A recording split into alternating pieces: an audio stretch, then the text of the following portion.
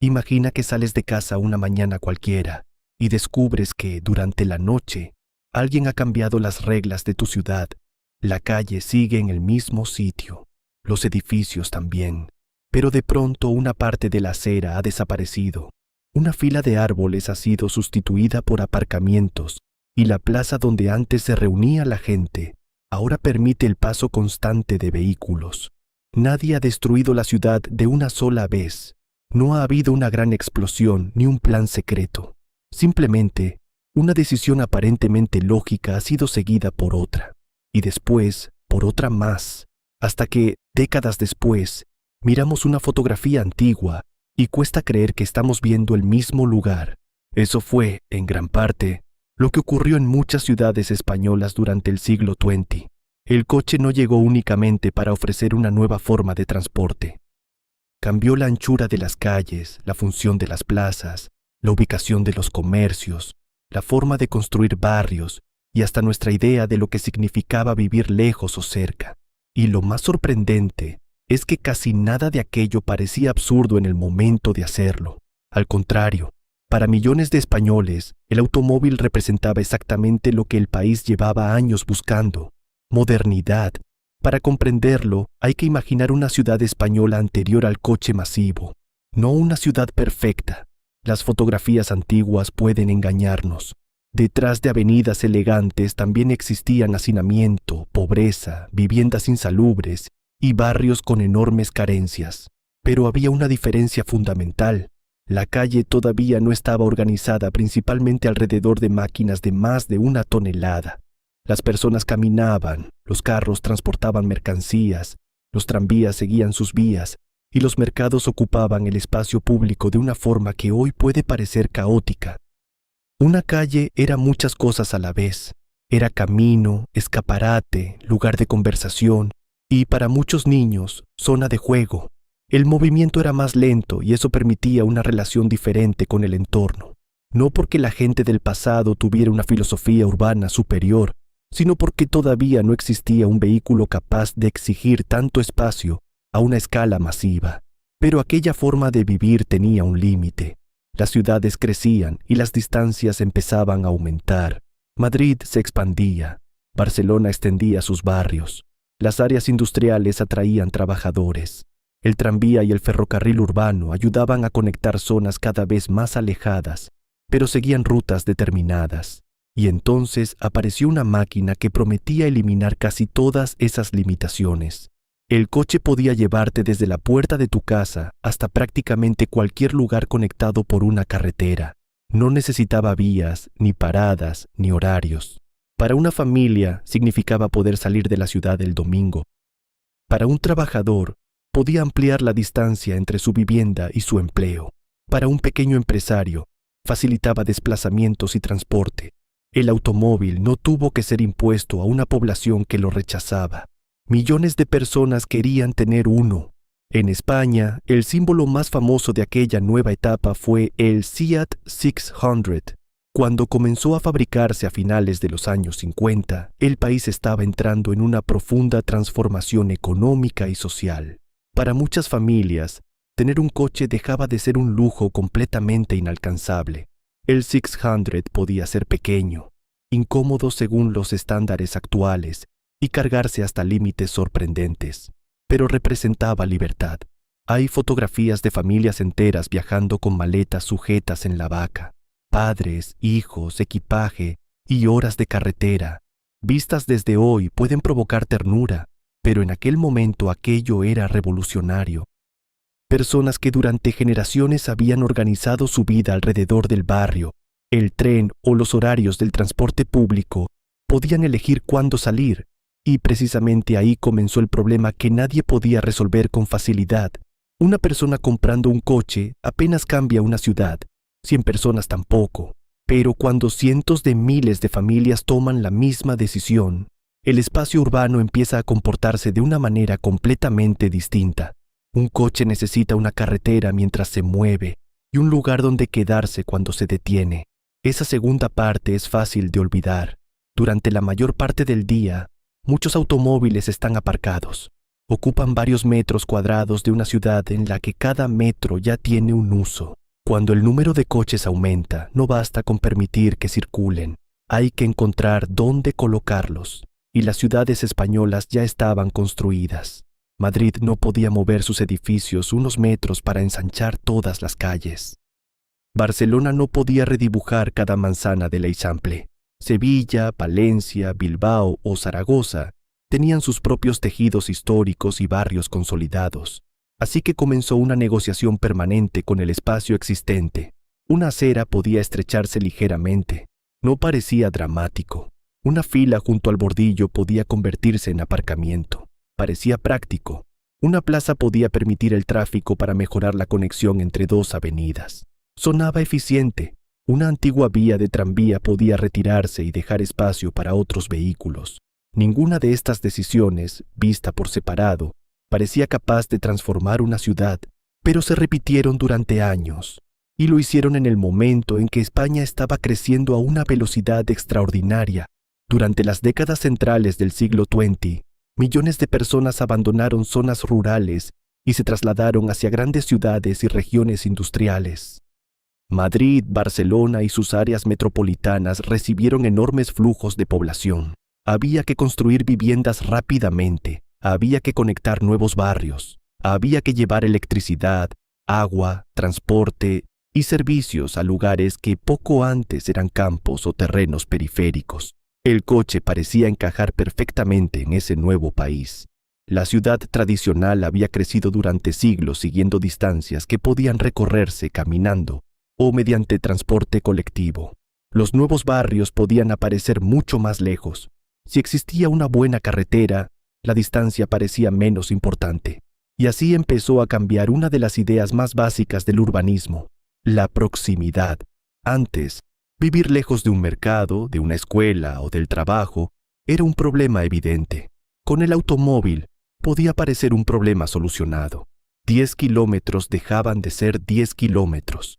Se convertían en 20 minutos en coche, al menos sobre el papel. Porque cuanto más se adaptaba la ciudad al automóvil, más atractivo resultaba utilizarlo, y cuanto más se utilizaba, más espacio exigía. Esa relación creó una paradoja que todavía define muchas ciudades. Una avenida congestionada parecía necesitar más capacidad. La respuesta lógica era ampliar la calzada o reorganizar el tráfico, pero una vía más cómoda podía atraer nuevos desplazamientos en coche. Poco a poco, el problema reaparecía. A veces en la misma calle, y para entonces la ciudad ya había sacrificado espacio. Este cambio puede verse en fotografías históricas de casi cualquier gran ciudad española. Observa una avenida de principios del siglo XX. Los elementos que dominan la imagen suelen ser las fachadas, los árboles, los tranvías y las personas. Ahora busca una imagen de esa misma zona durante la segunda mitad del siglo. De repente, la calle está cubierta por filas de coches. Incluso la estética cambia. El ojo ya no sigue la arquitectura. Sigue una superficie de techos metálicos, pero lo más importante no era la apariencia, era el comportamiento. Una calle con tráfico rápido cambia la forma de cruzar. Un padre agarra con más fuerza la mano de un niño. Una persona mayor espera una señal. Aparecen semáforos, pasos de peatones y barreras. Todos estos elementos son necesarios porque la velocidad y el peso de los vehículos crean un riesgo que debe ser organizado.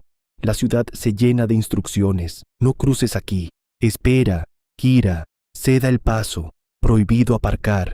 Velocidad máxima. Carril derecho. La calle moderna se convierte en un enorme sistema de reglas diseñado para evitar que movimientos diferentes entren en conflicto. Y muchas de esas reglas nacieron porque el coche permitió algo que antes era mucho menos habitual dentro de una ciudad: desplazarse a gran velocidad ocupando un espacio considerable. Si te interesan estas historias sobre decisiones que cambiaron España, sin que casi nadie pudiera ver sus consecuencias completas en aquel momento, puedes suscribirte al canal, porque algunas de las transformaciones más importantes de nuestra vida cotidiana están literalmente bajo nuestros pies. El coche también cambió los comercios. Si las personas podían recorrer distancias mayores, ya no estaban obligadas a comprar siempre cerca de casa. Grandes superficies y centros comerciales Podían instalarse en zonas periféricas donde el suelo era más barato. Un enorme aparcamiento dejó de parecer un desperdicio de espacio. Se convirtió en infraestructura necesaria para atraer clientes. Esto afectó a la relación entre vivienda y comercio. En muchos barrios tradicionales, una persona podía bajar a la calle y encontrar panadería, bar, farmacia y pequeñas tiendas. En áreas diseñadas con otra lógica, el recorrido podía ser mayor. El coche solucionaba esa distancia, pero también ayudaba a crearla. Y esta es una de las consecuencias más extrañas del automóvil. Primero permite separarlo todo, y después se vuelve necesario para conectar aquello que hemos separado. La vivienda puede estar aquí, el trabajo a varios kilómetros, el supermercado junto a una gran carretera, el colegio en otra dirección. Cada destino es accesible. El problema aparece cuando intentas realizar los mismos recorridos sin coche. En España, esta transformación no fue idéntica a la de Estados Unidos. Las ciudades españolas mantuvieron, en general, centros densos, barrios compactos y una fuerte tradición de vida en la calle. Pero la motorización dejó una marca profunda. Grandes vías de circunvalación, accesos urbanos y avenidas transformadas comenzaron a organizar el crecimiento metropolitano. Madrid ofrece uno de los ejemplos más visibles. La M30 terminó rodeando el núcleo central y se convirtió en una pieza esencial de la movilidad de la capital.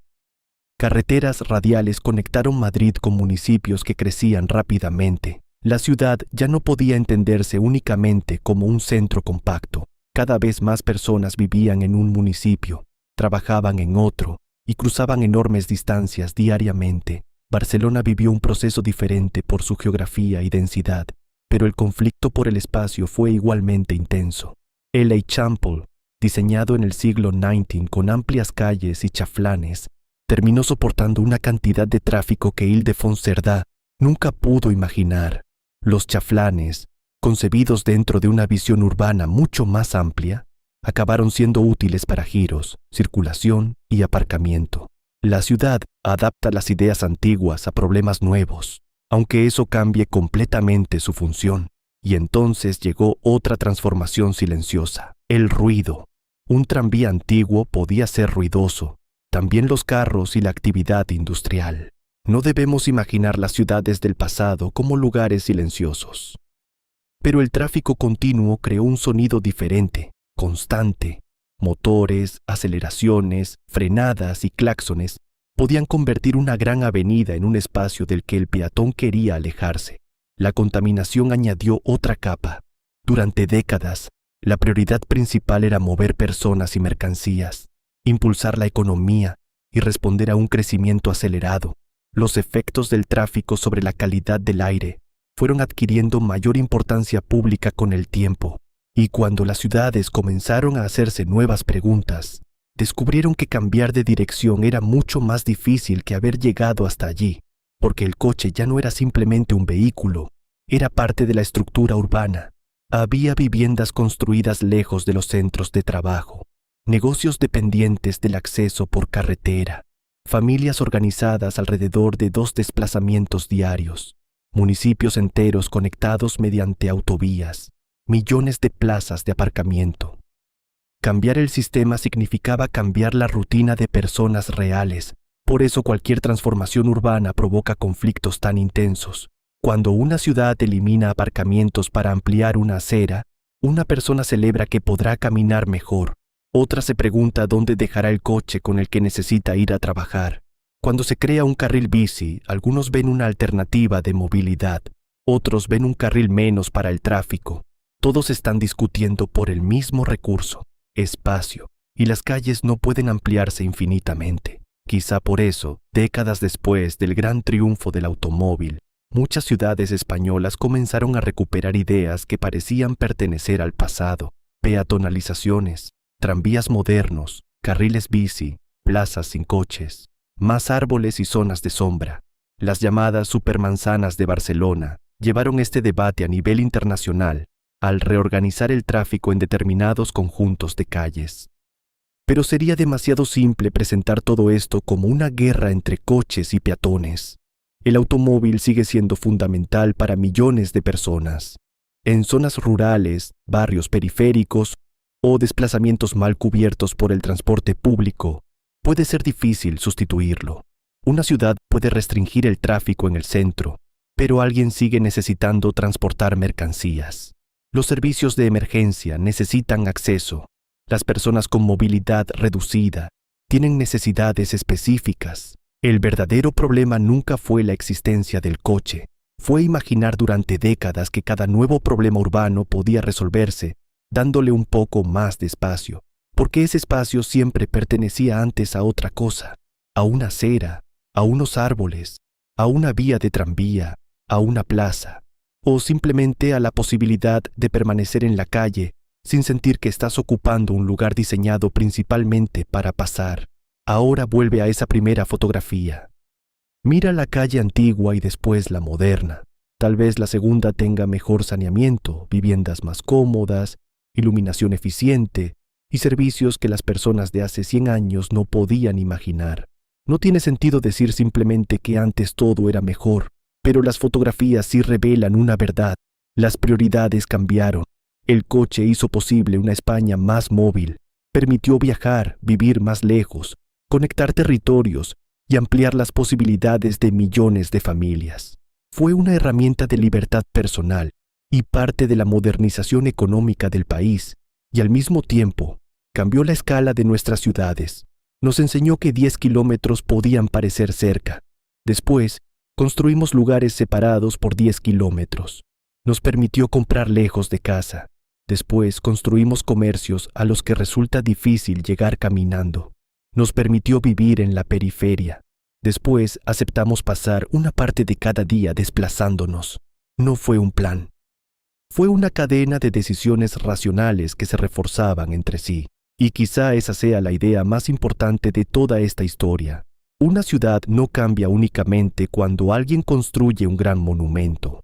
También cambia cuando miles de pequeñas decisiones empiezan a favorecer siempre el mismo tipo de movimiento. Un carril más, una plaza de aparcamiento más, una carretera más ancha, una distancia un poco mayor, hasta que una generación nace dentro de ese sistema y piensa que la ciudad siempre fue así.